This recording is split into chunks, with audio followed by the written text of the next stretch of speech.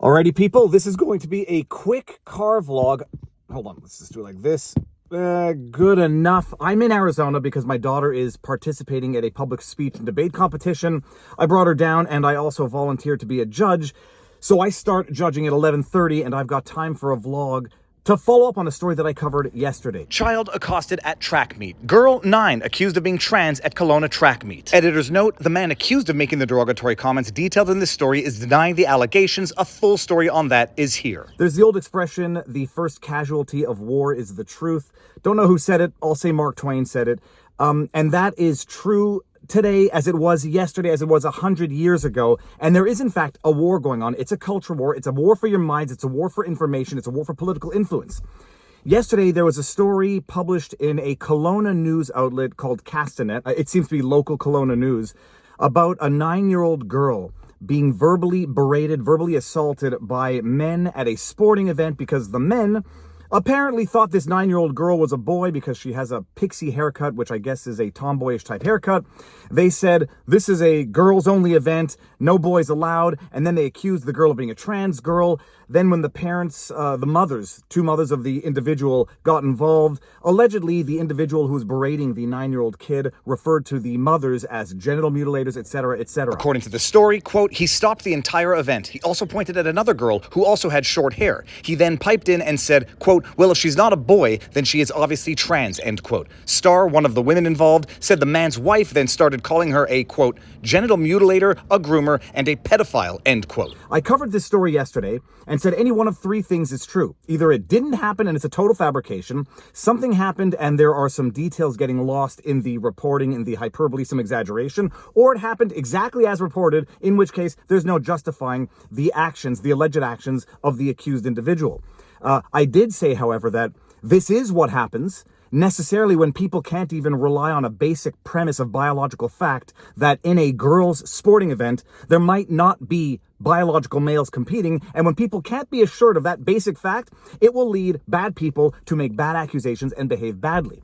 That being said, there's a follow-up to this story now. The man involved is flat out denying that it happened, at least the way the two mothers said it happened. Denies track meet allegation. Quote, I never yelled towards the girl, end quote. Kelowna man accused of accosting child at track meet denies allegations. June 13, 2023. His story, published in the same news outlet a day later, after, of course, the Jagmeet Singhs of the world have run with this story to say, look at the violence that trans kids are experiencing. From Jagmeet Singh, at the Jagmeet Singh. This is where anti-trans hate will lead us. A 9-year-old was verbally assaulted, humiliated, and left in tears by an adult. And it will get worse. Pierre Poilievre must make it clear he stands with the trans community, and Justin Trudeau must take action, not offer empty words. Jagmeet Singh, of course, in the wake of repeating, promoting, quote tweeting the fake hate crime hoax that Joel Harden, sitting member of the Ontario New Democrat Party, Ontario NDP MPP, made up, that he got punched in the face by an angry mob of far-right protesters last Friday in Ottawa. I'm proud of you, at Joel Harden, ONDP. Queer and trans people and kids are being targeted by angry and hateful extremists.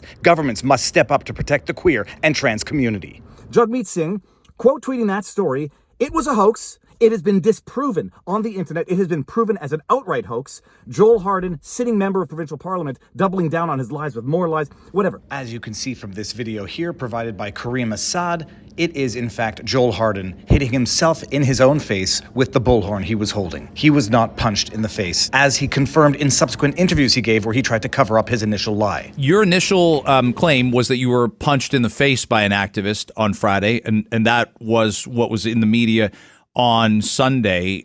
You've clarified that, like, if I tell you I was punched in the face, I just feel like, or if I say on the radio, hey, I was punched in the face yesterday, I feel like people will assume that a fist made contact with my actual face. There's a megaphone here involved. Can you sort of clarify, like, maybe that a punch did not connect with your actual face, correct?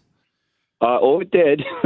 As I said and clarified in that statement, Greg, I've been a union organizer for many years, and I'm familiar with trying to break up altercations with people when emotions get overheated. I put my body between these two women, the one person from the anti-transgender rally, grabbing the other woman by the hair and pulling her down. I put myself between them, and I stood up. I'm 6'1", Yeah. and that popped them apart. And I felt some kind of push to my back from the person who started the fight. And then I did have a megaphone against my face, because I did most of the time. I was trying to ask people to stay away from our contingent, that just leave us alone. Her punch connected right at the juncture where my face is, and the megaphone's being held. It was a punch to the face. You tweeted the blow glanced off the megaphone and my face was cut. Like, if I read that sense in its context, I assume the fist and the knuckles. I know we're getting technical here, but it's proper to do that. I'm assuming that the knuckles hit the megaphone, and then the megaphone has a couple of sharp pieces to it. Anybody who's holding a megaphone knows where they are, and that ended up cutting your face. That's what you tweeted. This was a hit. Greg, no, but the fist hits the megaphone. Look, this happened in a split second. I turned around to look to see where this person was, and I got a blow to the face. Jagmeet Singh now quotes this story, says this is what happens. Trans kids facing verbal assault, verbal violence, etc., etc. The man involved in the story denying it flat out. Says he was at the event, he thought it was only a girls' event, and thought he saw what appeared to be a boy, and went to the coach and asked the coach, or the ref, is this a girls-only event? And the ref said yes. And then apparently, according to this man, the two mothers came up to him and began aggressively saying, you want to see my kid's genitals? You want to see my kid's genitals? And the man said, no, thank you. This is good enough. From the follow-up article, Tessar said he was told the event was, quote, girls only, end quote. He said he replied to the official that he thought there was a boy in line with the other competitors. Quote, as I was walking away from the official, a woman saying I'm her mother, and she was yelling and swearing at me and offering if I want to see the girl naked or if I want to see her genitals, end quote, he continued. Quote, I said, no, the certificate is okay. That's all I said. I never pointed to another girl and said she's obviously trans. That is a big lie as well. So you have two sides to the story now, and as the old expression, the adage of law goes, there are two sides to every story, and then there's the truth. We're getting both sides now. Not after opportunist hoax promoters like Jagmeet Singh have already promoted and amplified this story as evidence of the verbal violence that the trans community is experiencing after having falsely promoted a Joel Harden hoax. Promoting this story now, we don't know what's true in this story. We don't know the details. You have now two sides of the stories. An elderly man goes and berates a 9-year-old girl and apparently demands to see genitals or something along those lines, and then refers to the mothers as genital mutilators. The man now saying, I was at an event that I thought was a girls' event. I saw what I thought was a boy and asked the ref if it was a co-ed event and if that was a boy.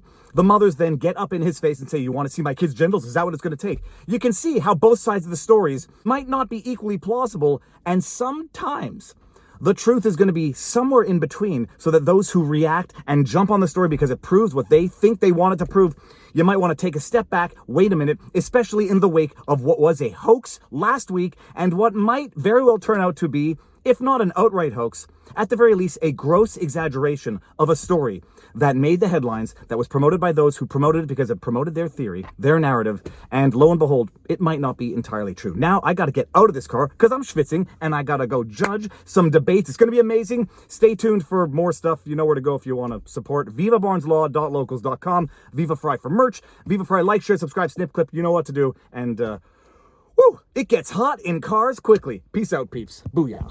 All right, a little addendum to this story. It seems that one of the two mothers has taken to Facebook to, possibly, arguably, seemingly call for the harassment of the man accused of having made the awful comments. Another thing to be very careful of in situations like this, doxing and promoting harassment, even if you think you were wronged. Let the RCMP, which is now investigating this, come to its own conclusions and findings. But this doesn't look good, but this is the latest update, and then we're really done.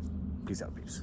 Hey folks, let me introduce you to Joseph Tessar. Joseph is the man who stopped the track and field shot put finals, demanding proof that my daughter was born female, while his wife stood behind him, calling us, Winter's parents, quote, genital mutilators, end quote, and other horrific slurs. If you see him around town, please pass your most rotten gas and blame him, awkwardly stare at him cross-eyed, and blame him for all crying babies in the vicinity. Or maybe just loudly ask him if he is the same Joseph Tessar who stopped a grade 4 girls track event, demanding to know what genitals were in the shorts of all the 4th grade athletes. At any rate, please don't hesitate to make it awkward. Don't hesitate to share. This is ridiculous.